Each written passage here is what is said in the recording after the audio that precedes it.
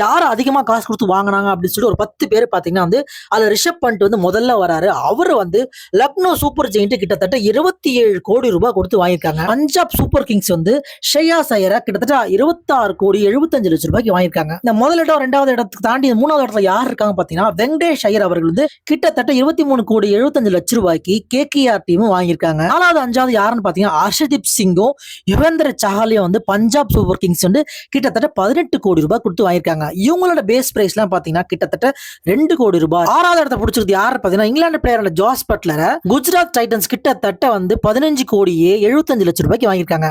அதுக்கு அடுத்தது யாருன்னு பாத்தீங்கன்னா கேஎல் ராகுல டெல்லி கேபிட்டல்ஸ் கிட்டத்தட்ட 14 கோடி ரூபாய்க்கு வாங்கியிருக்காங்க. 8, 9, 10 சொல்லிட்டு இந்த இடத்த வந்து ட்ரெண்ட் போல்ட் அவர்களை வந்து மும்பை இந்தியன்ஸும் ஜோஃப்ரா ஆர்ச்சரை வந்து ராஜஸ்தான் ராயல்ஸும் ஜோஸ் ஆசல்வுட் வந்து ஆர்சிபியும் வந்து 12.5 கோடிக்கு வாங்கியிருக்காங்க. இந்த 10 பேர் தான் இந்த வருஷம் ஐபிஎல் அதிகபட்சமா காசு கொடுத்து வாங்கின பிளேயர்ஸ்.